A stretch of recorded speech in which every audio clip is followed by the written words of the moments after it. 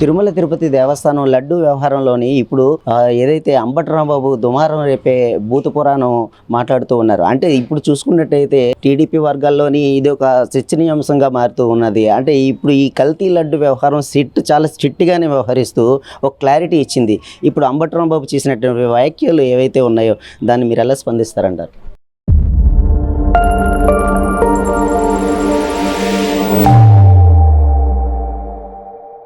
చేసింది తప్పు, అక్రమంగా దోచుకున్నారు, దేవుడి సొమ్మును కూడా దోచుకున్నారు, హిందూ మనోభావాలను దెబ్బతీశారు. మరి ఇక దేవుడిని కూడా వదిలిపెట్టకుండా దోచుకున్న సంస్కృతి, ఎంతసేపు మేము వస్తాం రప్ప రప్ప, ఇదే సంస్కృతి. అంటే రౌడీ సంస్కృతి. ప్రజలను భయభ్రాంతులను చేసి ఓట్లు వేయించుకుందాం, లేకపోతే ఈ విధంగానే తప్పితే ప్రజలకి మేలు చేసి రాష్ట్రాన్ని అభివృద్ధి పరిచి వాళ్ళ మనసుని దోచుకునే పరిస్థితి లేదు.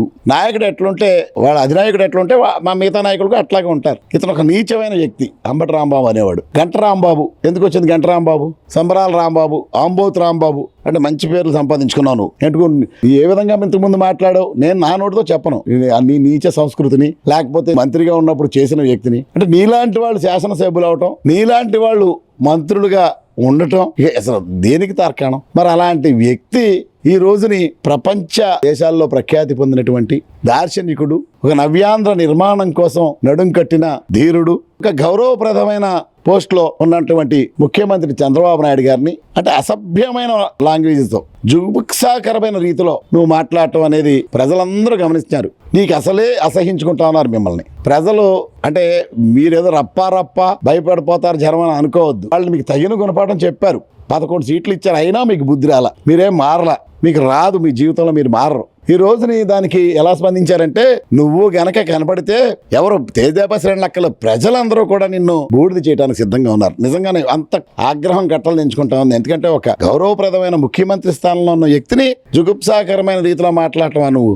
మేము అందరూ వచ్చారు, మహిళలందరూ చాలా మంది ఉవ్వెత్తులు వచ్చారు నా దగ్గరికి, వీడు ఇట్లా మాట్లాడటం ఏంటని. ఇలాంటి వ్యక్తి కాలగర్భంలో కలిసిపోవాలని చెప్పేసి అతను దిష్టిబొమ్మ దహనం చేసి జోహార్లు అర్పించి దేంట్లో కూడా ఇప్పుడు నిన్న కూడా మన కౌన్సిల్లో, జీవీఎంసీ కౌన్సిల్లో మీరు ప్రవర్తించిన తీరు, మీ నాయకులు ప్రవర్తించిన తీరు జుగుప్సాకరమైన రీతిలో ప్రజలు చూడటానికి హేయమైన చర్యగా ప్రజలు చేత్కరించుకునే పద్ధతుల్లో మీరు బిహేవ్ చేస్తా ఉన్నారు. పొట్టగతులు ఉండవు మీ నాయకుడికి, నీకు కూడా గుర్తుపెట్టుకో. కాబట్టి అని చెప్తా ఉన్నాం. మీ ఇలాంటి వాళ్ళందరూ చాలా మంది వెళ్ళిపోయారు, కాలగర్భంలో కలిసిపోయారు.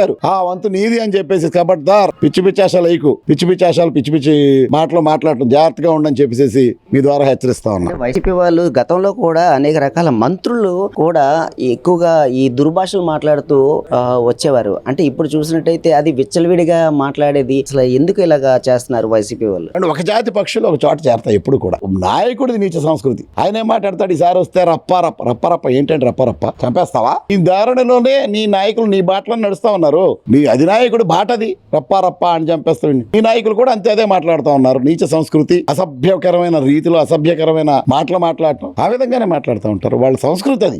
ఆ నీచ సంస్కృతిని చూసే ప్రజలు నీకు 11 సీట్లు ఇచ్చారు. పొట్టగతులు లేకుండా పోతావు, వచ్చే ఎన్నికల్లో కనపడకుండా పోతావు. ఇప్పటికైనా బుద్ధి తెచ్చుకోపోతే అది గుర్తుపెట్టుకోండి. అది అంబటి రాంబాబు గారు ఉన్నారు, ఆయన దుర్భాషలు కూడా మాట్లాడుతూ వ్యవహరించడం జరిగింది. ఈ దుర్భాషలు ఎలా మాట్లాడడం కరెక్టే అంటారా? ఏడుకొండల వెంకన్న స్వామి ఇప్పటికే వైసీపీ పార్టీ వారికి తగిన మూల్యం చెల్లించుకున్నారు.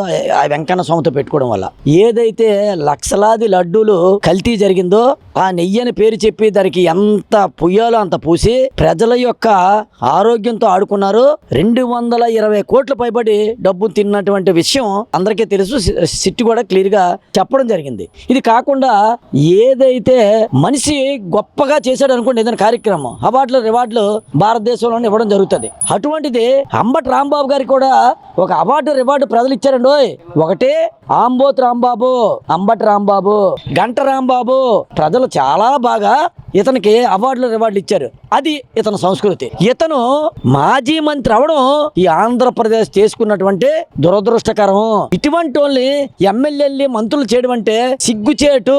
ఎందుకంటే మీరు ప్రజల చేత ఎన్నుకోబడిన ప్రజాప్రతినిధి అయినటువంటి మీరు ఓట్లతో, ప్రజల ఓట్లతోనే గెలిచి మీరు మాట్లాడిన సందేశం ప్రజలకు ఏమిస్తున్నారు అనేది మీ విజ్ఞతకే వదిలేస్తున్నాం. నాకు తెలిసి ఇత్తనం ఒకటి మొక్క ఒకటి అవదండి. ఇత్తనం ఏటైతే మొక్క అదే అవుతుంది, వాళ్ళు బాస్ ఏటైతే వీళ్ళు అదే అవుతారు. కాబట్టి మీకు ప్రజలు 11 డిజిట్, రానున్న రోజుల్లోనే సింగిల్ డిజిట్ అయినా సరే ఆశ్చర్యపడిపోవసం లేదు. ఇప్పుడు ఒక ముఖ్యమంత్రి 4 సార్లు ఈ రాష్ట్రానికి ముఖ్యమంత్రి అయ్యి ఇప్పుడు కూడా ముఖ్యమంత్రిగా తన విజన్తోనే నవ్యాంధ్రప్రదేశ్ నిర్మాత, నవ్యాంధ్రప్రదేశ్ ని మరలా రూపకల్పన చేసి ఈ యొక్క యువతకి, పేద బడుగు బలహీన వర్గాల ప్రజలకి అభ్యున్నతికి, అభివృద్ధికి కృషి చేస్తున్నటువంటి ఒక దర్శనికుడు, ఒక దిక్సూచి అయినటువంటి చంద్రబాబు నాయుడు గారి మీద అవ్వాకులు చవ్వాకులతో పాటు ఈ సభ్య సమాజం తలదించుకునే విధంగా నువ్వు మాట్లాడిన మాటలు ఈ రోజు రాష్ట్ర ప్రజలతో పాటు మహిళా సోదరిమణులు కూడా తీవ్రంగా ఖండిస్తా ఉన్నారు. అయ్యా, రాను 1 రోజుల్లోని కాలగర్భంలోని నువ్వు కలిసిపోక తప్పదు.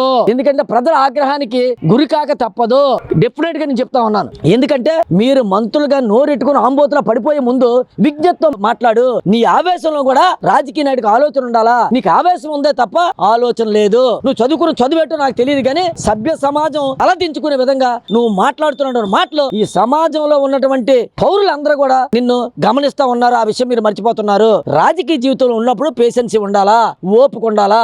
నీకు బీపీ ఐబీపీ ఉన్నప్పుడు ఒక్కసారి డాక్టర్ దగ్గరికి వెళ్ళి చెక్ చేసుకోవాలా. నీకు మెంటల్ సరిగ్గా లేనప్పుడు మా యొక్క ఇక్కడ మెంటల్ హాస్పిటల్ చాలా ప్రసిద్ధ అయినటువంటి మెంటల్ హాస్పిటల్ ఇక్కడ ఉంది విశాఖపట్నంలోనే. ఈ మెంటల్ హాస్పిటల్కి వచ్చి జాయిన్ అయిపోయి కొన్నాళ్ళు నువ్వు ట్రీట్మెంట్ తీసుకుంటే నీ మైండ్ సెట్ బాగుంటది అనేది నా యొక్క ఆలోచన. నీ మైండ్ సెట్ బాగోలేదనే విషయం 100% నేను చెప్పగలను. ఎందుకంటే నీకు పిచ్చైనా వచ్చేలా, లేదా ఐబీపీ అయినా పెరిగిపోలా, లేకపోతే నీకేదో జబ్బైనా నీ శరీరంలో ఉండాలా. ఈ జబ్బు విషయం మీద, నీ ఐబీపీ మీద మెంటల్ కేర్ సమయంగా మానసిక స్థితి నీకు బాగులేకపోబట్టే ఇటువంటి మాటలు నువ్వు మాట్లాడుతున్నావు. కాబట్టి నువ్వు అర్జెంట్ గా విశాఖపట్నం మెంటల్ హాస్పిటల్కి వస్తే నీకు ట్రీట్మెంట్ కూడా ఉచితంగా మా శాసనసభ్యులు వెలపూడి రామకృష్ణ బాబు గారికి కానీ, మా యొక్క అధ్యక్షులు మిత్రులు చోడ వెంకట పట్టాభిరామ్ గారికి అని చెప్పి నీకు ఫ్రీగా ట్రీట్మెంట్ కూడా జరిగిపోద్ది. ఆ విధంగా నువ్వు ప్రవర్తిస్తున్నావు తీరు ఈ సభ్య సమాజం తలదించుకునే విధంగా నువ్వు ప్రవర్తిస్తున్నావు. రాను 1 రోజుల్లో ప్రజలతోని చెప్పు దెబ్బలు కాస్తావని ద్వారా నేను తెలియజేసుకుంటా ఉన్నాను. ఇది అంబటి రాంబాబు చిట్టు ఇచ్చింది తీర్పు చూస్తే వాళ్ళకి ఆందోళన జరిగిపోతుంది. ఏంటంటే ప్రజలందరూ ఇంకా మొన్న తిరగబడ్డారు, ఇంకా తిరగబడిపోతారు.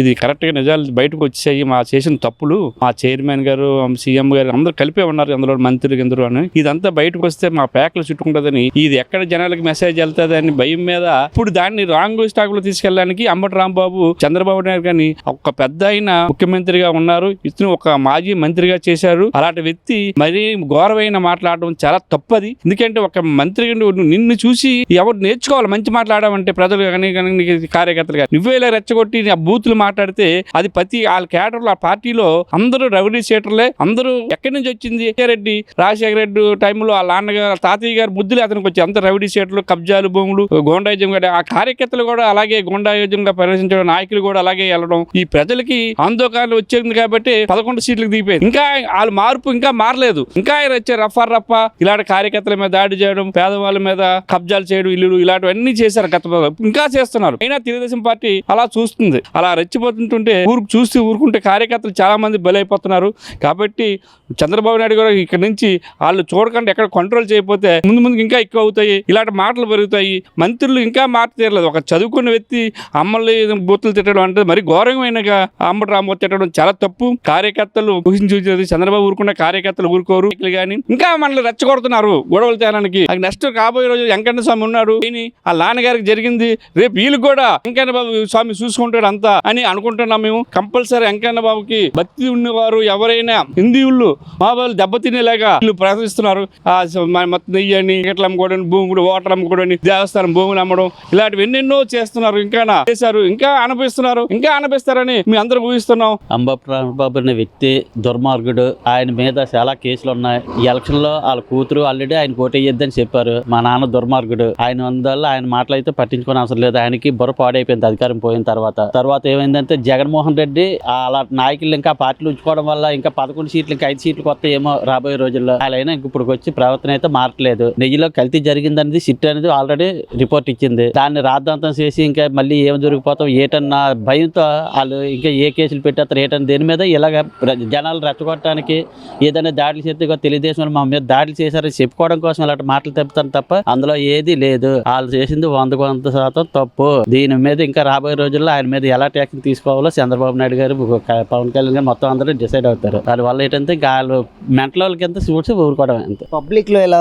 దుర్భాషలు మాట్లాడటం అని ఎలా చూడాలంటే చాలా అసంతృప్తి ఉందండి వాళ్ళ మాటలు. కానీ అందుకే కదా వాళ్ళ ద్వారంగా వాళ్ళు వచ్చినా సరే గౌరవం లేదు, ప్రజల్లో గౌరవం లేదు, వాళ్ళ ఇంట్లోకి వాళ్ళకి గౌరవం లేదు. అందువల్ల ఏంటంటే రోడ్డు మీద వచ్చి ఇలాగే అలజలు చేయడానికి వస్తారు తప్ప అంతగా నేమి లేదు. అంబటి రాంబాబు గారు పబ్లిక్ లో ఇలా దుర్భాషలు మాట్లాడటం చట్టరీత్యా నేరం, రాజ్యాంగరీత్యా నేరం అండి. ఎందుకంటే ఆయన మాజీ ప్రజల మనిషి. ఆయన ఒక మాజీ మంత్రి అంటే ఎంత రెస్పాన్సిబిలిటీగా ఉండాలి. అటువంటి వ్యక్తి అన్పార్లమెంటరీ వర్డ్ లాంగ్వేజ్ యూజ్ చేయడానికి యూజ్ చేయడం అనేది తప్పు. ఆ విధంగా మన యొక్క కల్చర్ ని పాడు చేసినట్టు ఆ లాంగ్వేజ్ ఉంటది. అది పబ్లిక్ మెసేజ్ ఎలాగెళ్తుంది అంటే మాజీ మంత్రి అయ్యుండి, అంత పెద్ద వ్యక్తి అయ్యుండి, ఒక లాయర్ అయ్యుండి ఆ విధంగా బిహేవ్ చేయడం అన్నది చట్టరీత్యా నేరం. కాబట్టి ఆయన్ని తక్షణమే ఆయన అరెస్ట్ చేయాలి. ఒకటి ఇష్యూ రావడానికి ప్రధాన కారణం ఏదైతే ఉందో దానిపైన కూడా దర్యాప్తు చేయాలి. మీరు ఎందుకు ఆ వర్డ్స్ ఆయన మాటల నుంచి వచ్చాయి అనేది క్రాస్ ఎగ్జామ్ లో తేలుతుంది. కాబట్టి ఎందుకు వచ్చిందన్న దాని మీద మీరు ఎవరైతే ఆయన్ని ప్రొవోక్ చేశారో, ఏ విధంగా ప్రొవోక్ చేశారో దానిపైన సమగ్ర నివేదిక ఇచ్చి ఆ తర్వాత ఈయన ఎక్స్ప్లెనేషన్ తీసుకొని